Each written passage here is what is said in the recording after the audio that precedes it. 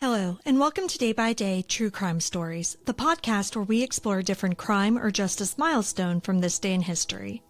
I'm your host, Kona Gallagher, and today is June 3rd. On this day in 2011, 20-year-old Lauren Spierer disappeared from the streets of Bloomington, Indiana. She was a student at Indiana University and was spending the summer in a place that she loved, surrounded by friends. But that night, something happened. Something that left her family searching for answers and a community forever changed. Despite years of investigation and countless tips, Lauren Spierer has never been found. Today, we'll walk through Lauren's final known hours, the investigation that followed, and the heartbreaking questions that still haunt this case. Let's get started.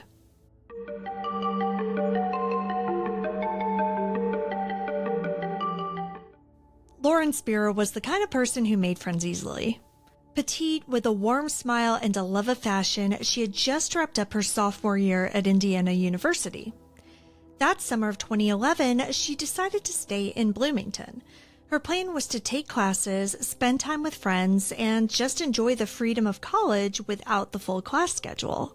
She lived at Smallwood Plaza, which was a student apartment complex a few blocks from campus. It was a place where people came and went, socialized, and studied. Lauren's boyfriend, Jesse Wolfe, wasn't with her that night, but they were in touch throughout the day on June 2nd and had plans to see each other the next day. By all accounts, things seemed normal in Lauren's life. The night of June 2nd was typical for a college summer evening.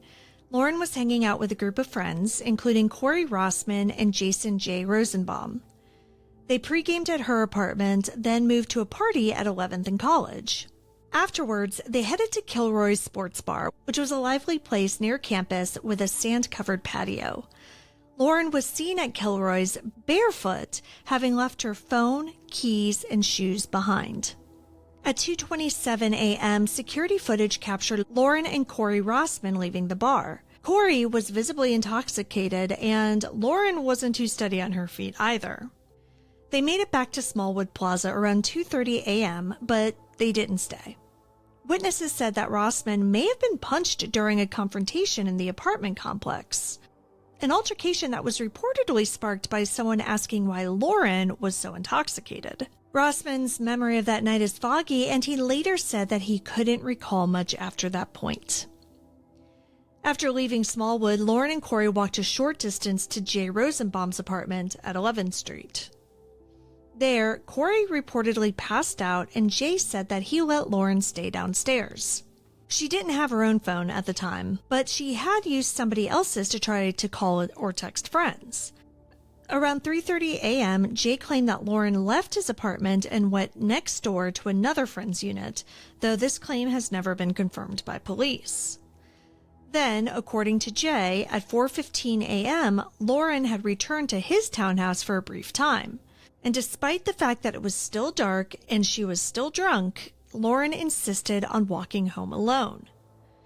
Jay told police that he tried to convince her to stay, but ultimately he watched her leave and said that she was heading south on College Avenue around 4:30 a.m. At the time, Lauren was barefoot, without her phone or her purse, and was dressed in black leggings and a white top. Surveillance cameras from nearby businesses were checked, but none captured her after that point.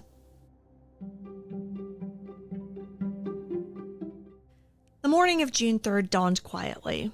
Jesse texted Lauren, but got no reply. It wasn't until that afternoon that the alarm was raised, when other friends couldn't reach her and saw that her belongings were still at Kilroy's. Her parents, Charlene and Robert Spierer, were contacted and immediately flew from New York to Bloomington, frantic with worry. At 4:30 p.m. on June 3rd, Lauren was officially reported missing. Police responded quickly. Search teams were organized, flyers were printed, and social media posts went up. Volunteers, students, and strangers joined in to look for her. Fortunately, Lauren's disappearance was never dismissed as a college student's misadventure. It struck a chord immediately. Lauren's face appeared on national news, and the FBI joined in on the investigation.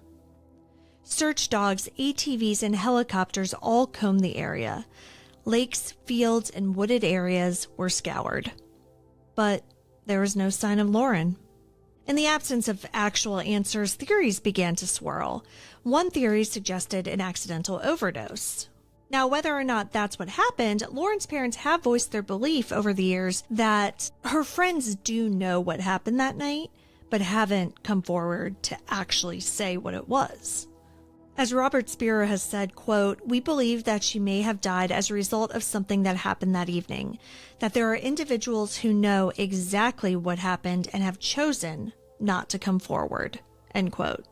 Now, another theory that kind of ties into this is foul play by somebody that Lauren knew. Someone who may have harmed her and hidden the truth. Bloomington's police chief at the time echoed this possibility, stating, quote, "We believe the people who were with Lauren that night know more than they're saying," end quote. There are also theories about a stranger abduction, but that seemed unlikely in such a well-populated, well-lit area.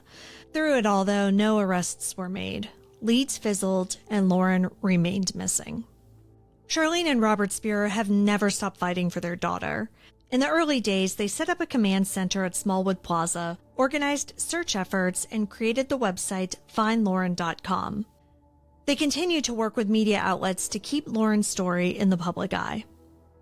Their message has always been simple but powerful. Somebody knows something. In 2013, they filed a civil lawsuit against 3 of the young men from that night, accusing them of negligence. The case was dismissed, but the Spieers didn't give up. They continue to host vigils, speak at events, and advocate for missing persons and campus safety. Charlene has said, quote, "You wake up every single day with that hole in your heart, that ache in your soul. All we want to know is where Lauren is," end quote. As of today, more than a decade later, Lauren's case remains unsolved. Bloomington police have followed over 3,500 tips. The FBI also remains involved. A $250,000 reward is still offered for information. But no suspects have been charged, and no physical evidence has surfaced to explain what happened to Lauren that night. Her parents still hold on to hope and urge anyone with information to come forward. As Robert Spierer said, quote, "Someone knows. It's that simple, and we'll never stop trying to bring Lauren home," end quote. Lauren Spierer's story is more than a mystery. It's a reminder of how fragile life can be and how deeply a family's love can endure, even in the face of silence. Behind the headlines, there's a daughter, a friend, a young woman whose life was cut short far too soon. Thank you for joining me on today's episode of Day by Day True Crime Stories. If you found Lauren's story compelling, please subscribe, rate, and review the podcast. It'll help us grow. And be sure to join me again tomorrow as we explore another significant event in true crime history. Until then, stay safe and remember that behind every headline is a life worth remembering. Day by Day True Crime Stories is a Little Monster production. Hey, you can do it!